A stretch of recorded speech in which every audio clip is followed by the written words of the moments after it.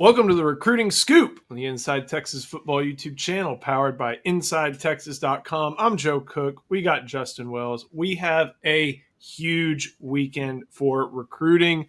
Texas not only is hosting a scrimmage, they're going to have high school coaches there for the Coaches Clinic. They are going to have a ton of recruits, including a handful of 5-stars, some of the Longhorns' top targets in the 2026 class, and even some 2027 guys there. We're going to go over some of the big ones that you need to know about. We'll have more throughout the weekend, not only on this channel, but on InsideTexas.com. And if you're not on InsideTexas.com, make sure you head over there today. 4 months for just $1. It is April 11th. Heck, that gets you through August 11th. You get this upcoming weekend. We're going to have recruiting reports. We're going to have scrimmage reports. We're going to have all that. We're going to have all the analysis you need from insider intel and more heading into the spring fan day.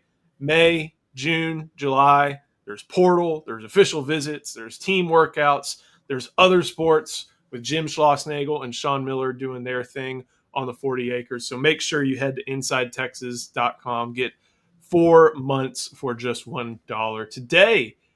Justin, you posted, as you do every Friday, the recruiting humidor over on InsideTexas.com. Big thing today in your analysis piece is all. Why did you let me keep the popped collar I was rocking this morning? We just went 2 minutes into the show and I was popping the collar. I might bring it back. Guess what? We're not cutting that too. So it's one of those days. It's one of those weekends where you do pop the collar. How about that? Yes. There are a lot of different, lot of recruits heading into town.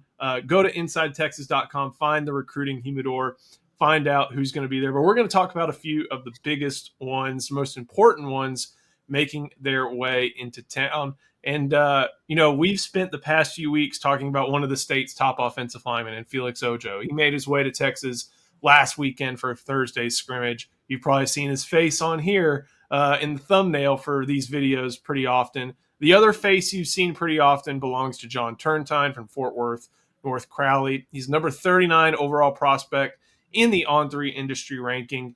And this is a recruitment where you can look at the prospect, look at how he plays, and look at the visit patterns and understand Texas is in a phenomenal spot. And this visit seems, Justin, to only have a good chance of solidifying Texas' position in this pursuit. Boy, you rattled that off beautifully. That was good stuff. Like a pro, Joe. Listen, Felix Ojo's been trending Texas for a little while now, and it's kind of picked up over the last few months. Texas and John Turntine have been doing this dance for well over a year. John Turntine and their family is absolutely enamored with Kyle Flood and Steve Sarkisian and that assembly line of offensive linemen that are headed to the NFL. That's a big deal. There's a lot of little bitty data points to this that really screams Texas. He's got family in Austin. He's got, I think, a brother and sister that attend Houston-Tillotson. He's got another one that's about to graduate from Texas in May. There's a lot of ties there. But I think ultimately – Texas they've been the consistent team. John Turntine in Texas have been, I believe he was offered almost 2 years ago. So this is a relationship that has just been building and building. And what Turntine has watched is the last 2 years of really good O-line play in Austin. He's seen the example. Everything Flood and Sark say, he has already seen on the field multiple times. He's seen when they come into the office and they talk and they break down film. This is all. This is the art of building a relationship, and that's exactly, I think, why it's Texas versus the field. I asked Charlie the other day on our intel, who are some of the competition for Turntine. It took him a minute to even think of someone. Obviously Tennessee had been pushing. A&M was trying to push. Michigan really, really liked him, brought him up there for a visit. But at the end of the day, it just felt like Texas and Turntine makes a lot of sense.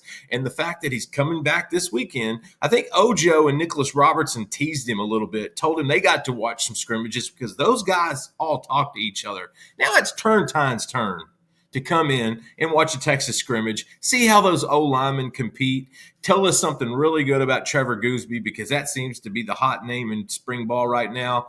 John Turntine in Texas makes a lot of sense. It'll be good to see their family back on the 40. One thing that we've mentioned a lot in the past few weeks when we're talking about recruiting in spring football is, the official visits. That's whining and dining.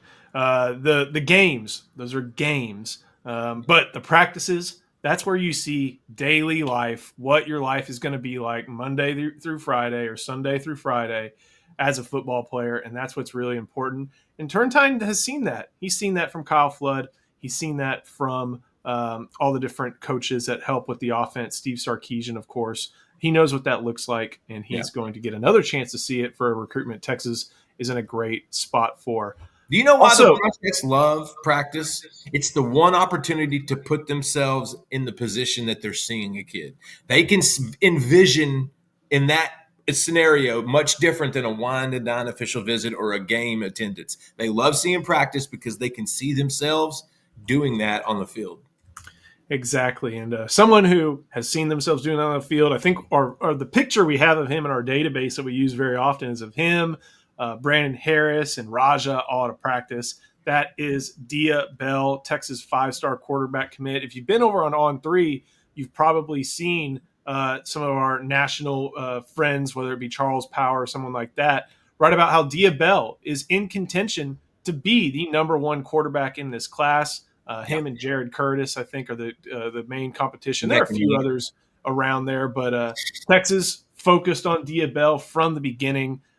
This is the guy they wanted. This is who Dia Bell wanted to be at Texas, and he'll be back doing some recruiting on some guys like Turntine this upcoming weekend. Yeah, so Dia Bell has really taken on this role as recruiter for Texas. And we talked about this. I believe you got to see him for a minute at the Elite 11, got to catch up with him. I got to catch up with him at OT7 a couple weeks ago. You know, he told me he's coming April 26th for the big fan fest at the end of spring ball. But he decided, you know what? I'm going to pivot. I'm going to come back this weekend. They need me. There's some really good prospects in here that need to talk to him. Dia Bell needs to talk to – he already talks to John Turntine and KJ Edwards. He needs to talk to Mason James.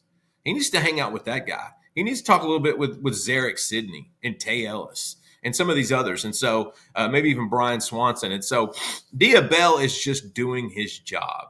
We got spoiled with the Arch Manning recruitment because once he committed, we knew it was over. We knew it was done. And then Arch started the building process. Dia Bell is doing the exact same thing. He is locked in. He is already recruiting the coaches. He even told us the coaches will send him a list of names week to week. Hey, reach out to this guy. Hey, touch base with this guy. Hey, see what you think about this guy. That's ownership.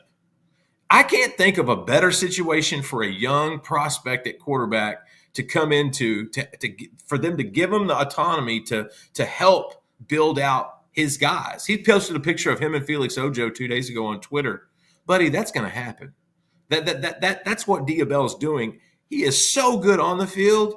He is equally as good off the field. What an unbelievable kid. Hey, and his personality is even better. He's very grounded. Raja and his wife have done an amazing job with that family. Him and his brothers and his baby sister, they're all athletes. And so Dia's coming home. He's got some work to do. That's what we wrote in the Humidor this morning. He's got some work to do, so he's going to work. It's very interesting to see how, and I think we may have just started to notice this with Arch Manning's class, and I wrote about this.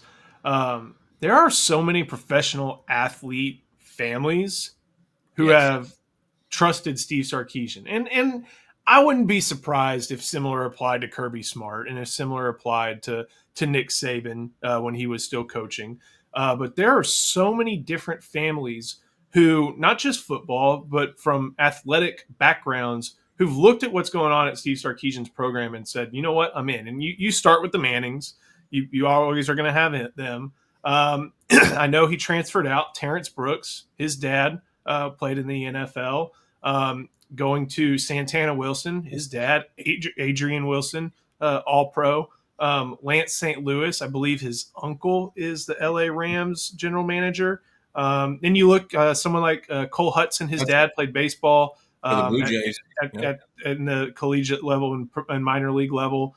Trying to think of a few more. There are more, but Raja is obviously his dad. I know that's basketball; it's a different sport, but you know what the grind is like. You know what it takes to reach just college football, high level Power 4 football, and the motivation it requires, and things like that. And for yet another family to see that and think, you know what? Yep, this is what I Let's what I embrace want it. my kid to be in, what I want him to grow up in. That's going to continue to help Steve Sarkisian on the trail going forward. And we'll be able to, maybe we need to start putting a filter on recruits, saying like, hey, did your dad play ball anywhere? Because that I kind of seems to already be, asked him that. yeah, because Amari that's, Vickerson. We wrote a story that yeah. you helped me with yesterday. Amari Vickerson, his dad played in the league for a long time. Michigan State legacy. Yeah, there's a trend there. I see it, Joe, and it just validates what Sark is doing in this program. And when they have 9, 10 guys drafted in 2 weeks, that's going to be further validation. This just shows you it's a smaller point of a bigger picture that Sark and these guys get it, and these parents do too.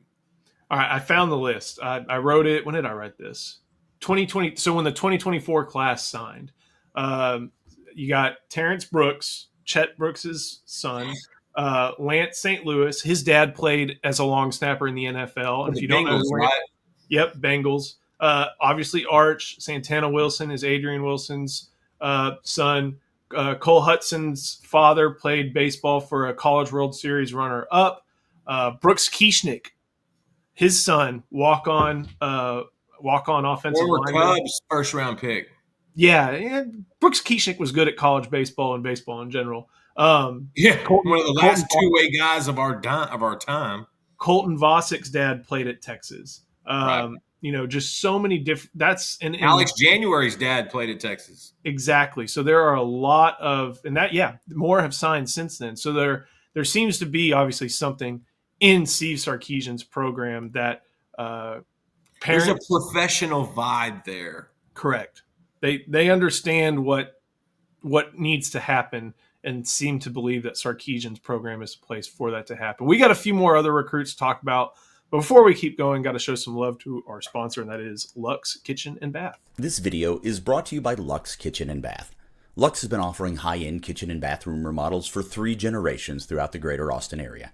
With 5-star review after 5-star review on Google and Facebook, and an A+ rating from the Better Business Bureau, you can put your faith in Luxe Kitchen and Bath's award-winning designers and skilled craftspeople to bring to life that dream vision of your special home. But that's not all. Luxe's all-star team provides full remodels, large additions, and even commercial build-outs as well. So call Luxe Kitchen and Bath at 833-358-LUXE today. Or visit luxekitchenbath.com to discover where quality meets luxury and begin the process of transforming your home. Get a free quote today by calling 833-358-LUXE. That's LUXE. Or by visiting luxekitchenbath.com. Link in the description. Next guy, Justin, that we've got to talk about is we've seen a trend in the past couple cycles of USC, West Coast team in the Big Ten, heading to somewhere in the Southeast and landing a very large splash commitment early from a 5-star defender. The latest example of that is Xavier Griffin from Gainesville, Georgia, committed to the Trojans, but as our Charlie Williams pointed out over on Inside Texas, Griffin's making his way to Austin this upcoming weekend, and I'm going to play his film. He is what did I write down? He's I think a 5-star by most classifications. I think he's like the number 3 linebacker in the cycle. I can find it real 3 quick. or 4. He's number 3 or 4. But you can look to Texas roster and see that sometimes these commitments from Georgia to USC don't stick. If you go ahead and check out what team Justice Terry is on right now, and now as Texas is trying to get the number 24 overall prospect on the On3 industry ranking, they'll be working to make it back-to-back when they go to Georgia and try to unseat USC, and then obviously the in-state Bulldogs as well. Yeah, even though he's committed to USC, that's not the school to watch because that commitment obviously won't last. The school to watch is going to be Georgia, just like it was with Justice Terry last year. It wasn't USC, it wasn't the competition. It was actually in-state Bulldogs and Kirby Smart. Same thing goes for Elijah Griffin. Look, this guy is kind of a wrecking crew in a sense. They have another linebacker in state that's rated higher, and I don't know why. I really like Tyler Atkinson. I think Griffin's different. I think he's bigger. I think he's stronger, and I think he really threads a needle when it comes to gaps and stuff like that. This is one of those you got to shoot your shot recruitments because everybody wants this guy. He's got every offer in the country. He could walk. He's a numbers buster. He could walk into any program and probably make an impact as a freshman. That's how valuable he is. And plus, that's who Texas is going for. We talked about this in January and February. They are going to cherry pick in this cycle. They know they can do that. You sign the number one class the year before. You go to the semifinals in the college football playoffs back to back. You can do that. And that's what they're doing here with Griffin. This is the start because they want to get him in for an official visit. That's the big thing. This trip is going to tell us how far forward they move. So some of these recruits coming in, we kind of get a sense of what's going to happen, what's going on. This is one we need to learn something from. And I can't wait to meet the kid on Saturday and kind of get to, ask him a few questions and, try to figure out his story and his path. But as you can see on the tape, Xavier Griffin is violent. And he's got Texas has a pair of really good examples in Anthony Smith and Leona Lafau of two guys to watch. And then you throw some Ty Anthony Smith into the mix. And then you show a true freshman, Elijah Bo Barnes, who's already slimmed down and looks great. That's what he's going to see on Saturday, Joe. He's going to watch Ant Hill go hunt people's souls. And he's going to envision himself in that same mold wearing that number 0. That's how recruitments really get started. And so, I think with this one, it's just now getting started. This is the proverbial USC grab somebody early. Look, USC has a method. Get as many in the boat as you can early and just hold on to them like grim death till signing day, hoping you can keep most of them. And so it's obviously the opposite of how Sark rolls. But you know what? Give the Trojans credit. They jumped in on him early. They got him in the class early. I don't think that lasts. Let's see what Texas shows him. If they can impress him this weekend and set that official visit, this gets real. Until then, it's just something we're monitoring. I'm glad we brought up Anthony Hill. And I would have to rewatch his Denton Ryan tape to know this. Obviously didn't see much running back there from Griffin, but we'll use him on the edge. Okay, we'll use him off ball a little bit and tell him to go attack. I see some similarities there. Yeah. Anthony Hill, I think, I don't know if we're ever going to find a highlight tape more violent than Anthony Hill's. Dalton Santos. Well, Cecil Sherry had some good ones too. It didn't really play out as much. But Anthony Hill had violence both as a rusher and a run stopper. And you can see a little bit of that in Griffin and see why he's so highly rated. Justin, we got to swing it back to East Texas for this one. And we got to talk a little bit about a star running back from Carthage. That man's name is KJ Edwards. He is the number 41 overall prospect in the On3 industry ranking. And while Chad Scott likes to look around the country and tap into some Florida connections for a running back, there's also a well-built connection with Edwards with the in-state Longhorns dating before Scott got there that Texas is going to look to maybe capitalize a little bit further on this upcoming weekend. Look, so we went through that saga when Tashard Choice took that job in Detroit. And the board got rearranged a little bit. Javian Osborne was the top guy, and now it looks like that's going to be a Notre Dame-Michigan battle. And the reason why is because Texas adjusted their big board. And KJ Edwards went from around number 3, number 4 to number 1. That's because Chad Scott is going to be accountable for the players he brings in. And so for his stand, in his eyes, he loves KJ Edwards. He loves what he brings. You named it. There's so many things this guy has already accomplished in his high school career, finishing off with a back-to-back state championship. His 3rd ring in 4 years seems pretty appropriate. He'll be an early enrollee, and so this is a guy that's going to be on campus next January. Look, this is Texas recruitment to lose. Let's just be honest. And he's going to stay close. He had a ton. Georgia came at him. LSU came at him. Alabama's had him on campus. There's a lot of schools in the mix, but KJ never wanted to go too far from home. So it was always going to be Texas, Texas A&M, or SMU. And then Oklahoma was also kind of trying to get their footing in there, but I don't think he has any interest in Oklahoma, which may even pretend why Texas is leading there even more so. And so this is Texas, and like I said with Turntine, Texas and Edwards makes a lot of sense.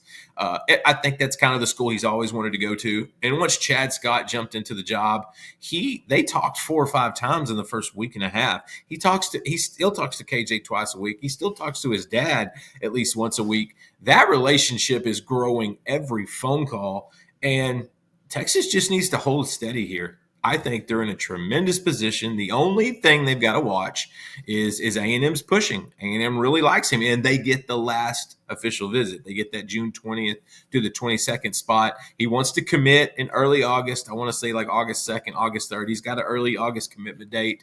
I'm not even sure if he goes that long because I think he knows where he wants to go. Matter of fact, I think he knows where he's going to be playing college ball for the next 3 or 4 years.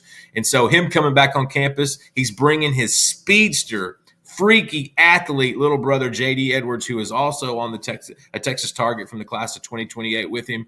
It's a family affair when Clifton Jr. comes on campus. And this will be, I think I told me, his 9th time to hit Austin in the last 2.5 years. We'll also be sure and not only check out our list of guys coming in the humidor. We got a story of KJ Edwards talking about what he wants to see and wants to learn from the Horns on this trip. Be sure and check that out at InsideTexas.com. I think just by judging by some of these players that they're running against, some of these runs were against Ricky Stewart's Chapel Hill team. And he went to Baylor, right? The other star on that Chapel Hill team? Desmond Brisbane signed with Baylor. So he's running away from some Power 5 players here. Oh, yeah, Chapel Hill had 3 or 4 of them. Oh, and, yeah. Playing against Liberty Ilu and I think Jacksonville. When you're playing Kilgore, DB's going to Michigan. You're playing Gilmer. You got DBs going to different places. Like the talent in 4A in East Texas, that's the cream right there. That's the top of it. And KJ has shown. Listen, this is something that it stabs my heart. If you want to watch tape, go 2 years ago when they played Pleasant Grove in like the area or maybe the quarterfinals. He made a move on Lance Jackson. It was dirty, downright illegal. It was so nasty. And so, hey, I love Lance, but KJ got him on that one. He's a fun guy to watch. Last but certainly not least is Samari Mathews. This is a player ranked, let me find it. I got it pulled up here. Number 71 in the On3 industry ranking from the state of North Carolina. And this is a prospect that not only do you have teams all up and down the Atlantic coast fighting for, I'm looking from an article at our buddy Stephen Wagner, a Texas ex who covers Miami. The Canes are involved. So are the Gamecocks, so are the Seminoles, so are the Clemson Tigers. But Texas, thanks to connection with Mark Orfe, has really made themselves at home in this recruitment. And Samari's coming back to Texas this upcoming weekend. And the Longhorns have to feel like, for someone from North Carolina, a place they don't often mind for talent, they feel like they're in a pretty good spot for one of the better defensive backs in the country. Hey, if you find one of the best corners in the country and he just happens to live in North Carolina, make that trip. Go see him. It's a beautiful place. Go see him because Samari Mathews, we saw him at OT7 a couple weekends ago, and he's a fun guy to watch and a fun guy to talk to. Every time you talk to recruits, especially the out-of-state guys, and you ask them about their Texas offer, they're generally excited. They're going to give you some nice talking points. That's basic recruiting 101. They're going to say nice things. Samari Mathews was blown away. Every cycle, you see 2 or 3 of these guys from out of state that once they got Texas's offer, their mindset changed. They almost felt like they've arrived in a sense. And that's why I think we're actually watching this recruitment really closely this weekend. I think it's trending Texas in a very quiet sense. And I think Samari, this is a trip that, we talked about Xavier Griffin. We need to kind of see where he's at after this trip. Samari is another one that you could, maybe even more so. Like I want to know exactly kind of how this visit goes, because I think that's going to be a big tell. He's got an official visit in June coming in Austin. Like you said, there's a handful of those ACC schools in the mix. It would be easy for them to sell proximity and playing closer to home. This kid does not care. He has no problem going across the country to play his college football if that means it's in Austin for the University of Texas. Every cycle, there's like 3, maybe 4 of these guys, Joe, that they don't give you the stock quote of, "Oh yeah, I love it. I'm grateful. This is awesome." When Samari had the offer, the smile looked like the Joker. Like it was ear to ear. This kid was so excited and so happy, and I have a sense this kid might wind up in this class. I'm looking at the the rankings both for nationally at corner and in state at the position. It doesn't include, when you look at On3, Jalen Lott. He's ranked as a wide receiver, 74 overall in the country. And we're talking about Mathews, who's number 71.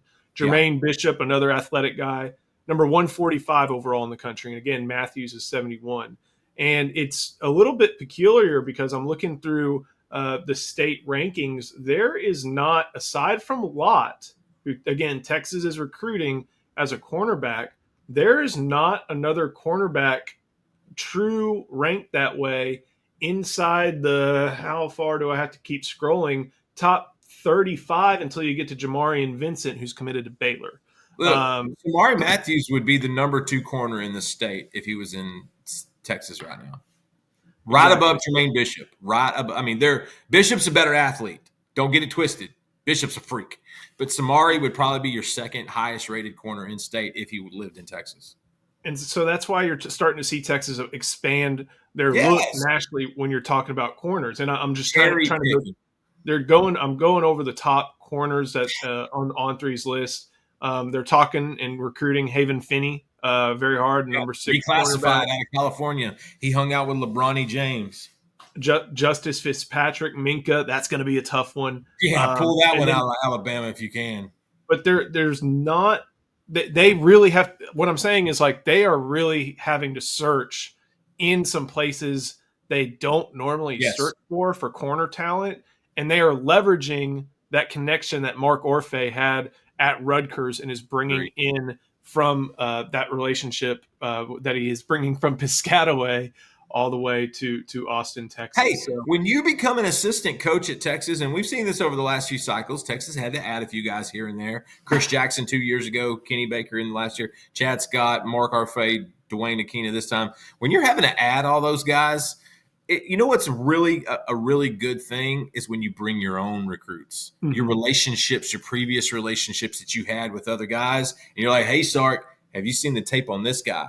When Orfe puts up the tape on Samari Mathews, and Sark goes, "We're good." PK goes, "We're good. Hey, go get that kid." Like you said, they're uncovering guys from all over the place that they don't generally look, but that's the benefit of bringing in a new coach sometimes, like Elijah Kimball. I'm telling you, that's a 2027 running back from New York that Texas fans need to imprint in their brain, because Coach Scott loves him. Ohio State, Notre Dame, Michigan love him, and he's going to be on campus this weekend too, by God. So that's something else we're going to watch. But yeah, this is Orfe saying, "Hey, I've got this dude in North Carolina. Chapel Bill ain't going to happen. Let's see what we can do." And that's PK and Sark and the staff going, "Hey, nice job."